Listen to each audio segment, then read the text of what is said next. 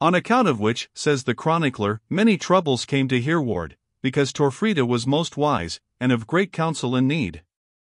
For afterwards, as he himself confessed, things went not so well with him as they did in her time. And the first thing that went ill was this. He was riding through the Brunswold, and behind him Jerry, Wennick, and Mat Elger, these three. And there met him in an open glade a knight, the biggest man he had ever seen, on the biggest horse, and 5 knights behind him. He was an Englishman, and not a Frenchman, by his dress, and Hereward spoke courteously enough to him. But who he was, and what his business was in the Brunswold, Hereward thought that he had a right to ask. Tell me who thou art, who askest, before I tell thee who I am who am asked, riding here on common land, quoth the knight, surlily enough. I am Hereward, without whose leave no man has ridden the Brunswold for many a day. And I am Letwold the Englishman, who rides whither he will in merry England, without care for any Frenchman upon earth. Frenchman? Why callest thou me Frenchman, man? I am Hereward. Then thou art, if tales be true, as French as Evo Taleboys. I hear that thou hast left thy true lady, like a fool and a churl, and goest to London, or Winchester, or the nether pit, I care not which, to make thy peace with the Momser. The man was a surly brute, but what he said was so true, that Hereward's wrath arose. He had promised Torfrida many a time, never to quarrel with an Englishman, but to endure all things. Now, out of very spite to Torfrida's counsel, because it was Torfrida's, and he had promised to obey it, he took up the quarrel. If I am a fool and a churl, thou art a greater fool, to provoke thine own death, and a greater. Spare your breath, said the big man, and let me try Hereward, as I have many another. Whereon they dropped their lance points, and rode at each other like 2 mad bulls. And, by the contagion of folly common in the Middle Age, at each other rode Hereward's 3 knights and Letwold's 5. The 2 leaders found themselves both rolling on the ground, jumped up, drew their swords, and hewed away at each other. Jerry unhorsed his man at the first charge, and left him stunned. Then he turned on another, and did the same by him. Wennick and Mat Elger each upset their man. The 5th of Letwold's knights threw up his lance-point, not liking his new company. Jerry and the other 2 rode in on the 2 chiefs, who were fighting hard, each under shield. Stand back, roared Hereward, and give the knight fair play. When did any one of us want a man to help him? Kill or die single, has been our rule, and shall be. They threw up their lance-points, and stood round to see that great fight. Letwold's knight rode in among them, and stood likewise, and friend and foe looked on, as they might at a pair of gamecocks. Hereward had, to his own surprise and that of his fellows, met his match. The sparks flew, the iron clanged, but so heavy were the stranger's strokes, that Hereward reeled again and again. So sure was the guard of his shield, that Hereward could not wound him, hit where he would.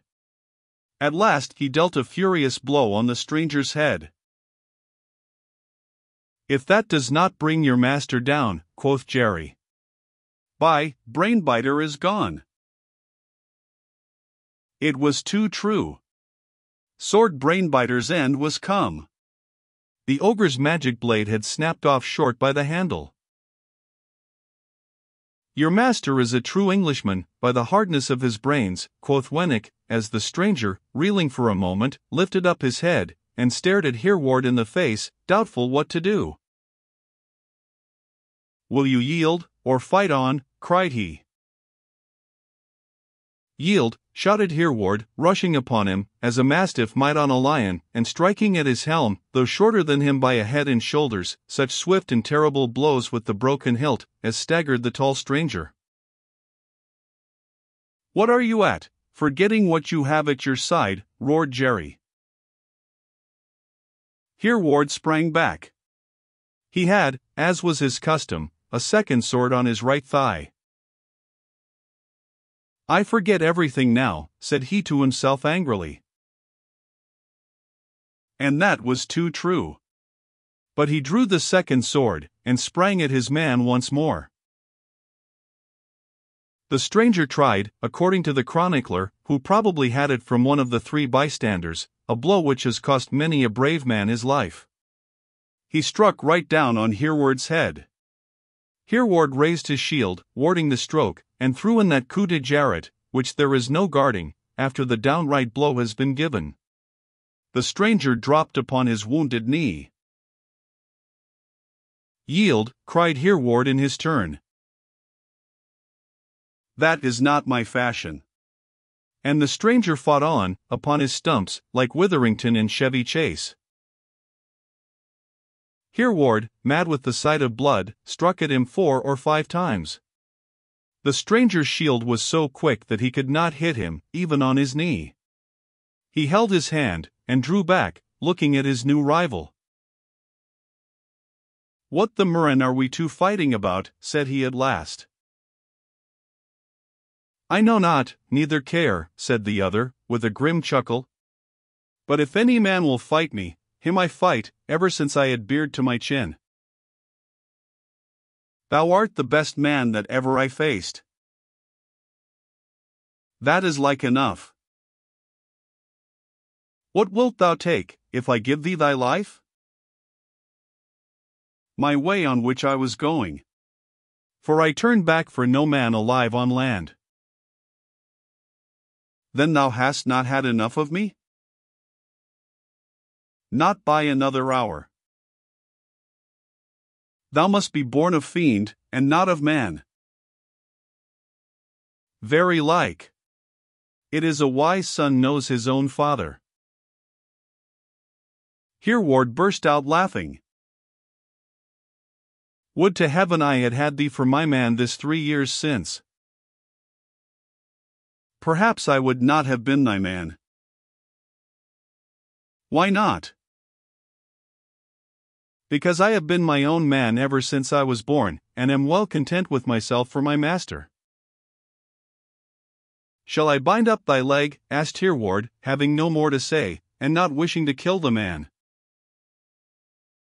"No. It will grow again, like a crab's claw." "Thou art a fiend." And Hereward turned away, sulky, and half afraid. "Very like. No man knows what a devil he is, till he tries." "What dost mean?" and Hereward turned angrily back. "Fiends we are all, till God's grace comes." "Little grace has come to thee yet, by thy ungracious tongue. Rough to men, may be gracious to women." "What hast thou to do with women?" asked Hereward, fiercely. "I have a wife, and I love her." "Thou art not like to get back to her today." "I fear not, with this paltry scratch. I had looked for a cut from thee, would have saved me all fighting henceforth." "What dost mean?" asked Hereward, with an oath. "That my wife is in heaven, and I would needs follow her." Hereward got on his horse, and rode away. Never could he find out who that Sir Letwold was, or how he came into the Brunswold. All he knew was, that he never had had such a fight since he wore beard, and that he had lost sword Brainbiter, from which his evil conscience augured that his luck had turned, and that he should lose many things beside.